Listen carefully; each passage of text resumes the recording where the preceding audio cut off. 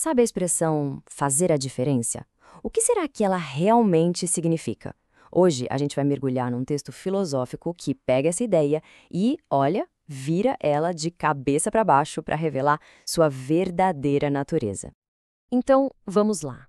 A nossa jornada começa no conceito de um vazio sem forma, um abismo de indiferença, e vai até o ato criativo e poderoso de fazer a diferença. Para a gente conseguir entender o que é a diferença, primeiro a gente precisa olhar para o oposto dela, o estado de indiferença.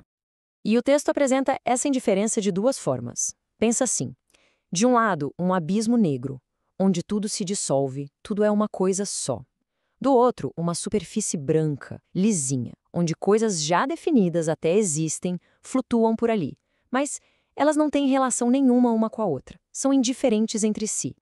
Então, fica a pergunta: será que a diferença é só um meio-termo, algo que fica ali entre esse abismo e essa superfície vazia? Vamos agora para o coração da ideia e ver como o texto redefine o que é, de fato, algo ser diferente. Porque geralmente a gente pensa na diferença de um jeito bem simples, né? Tipo, A é diferente de B. Mas o texto argumenta que isso é só o superficial, é só a pontinha do iceberg. A proposta aqui é outra, é a de uma distinção unilateral. Ou seja, um processo de separação que acontece numa única direção. E a imagem para explicar isso é brilhante, o relâmpago.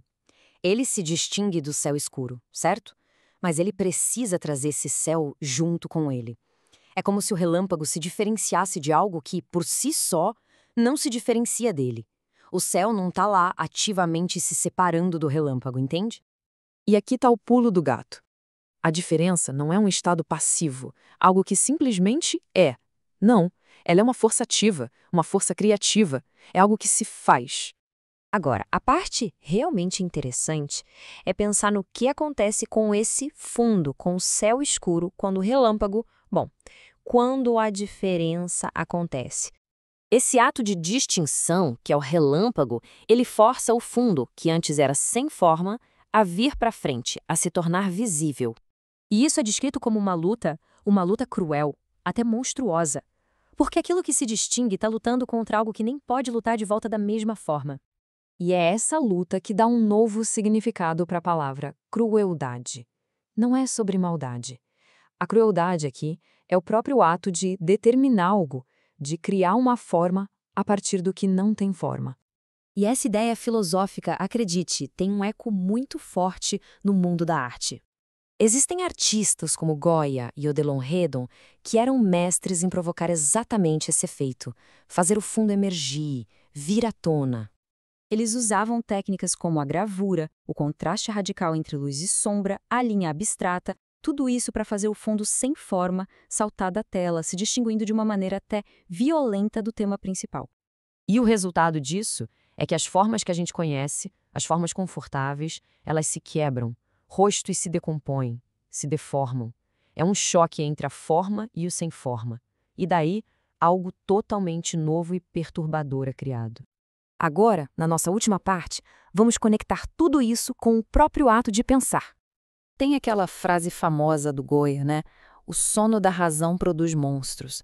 Mas o texto vem e faz uma pergunta bem desafiadora. A resposta é não. A insônia do pensamento, ou seja, o pensamento intenso, ativo, no seu limite, ele também cria monstros. E aqui vem a conclusão, que é muito poderosa. O ato de pensar é o ato de fazer a diferença. E esse ato, em sua essência, é monstruoso. Isso ajuda a gente a entender por que uma criação de verdade, uma ideia realmente nova, pode parecer algo transgressor, até meio amaldiçoado. Porque a natureza dela é exatamente essa, dissolver as formas que já existem. Então, a gente fica com essa reflexão final, que é bem provocadora.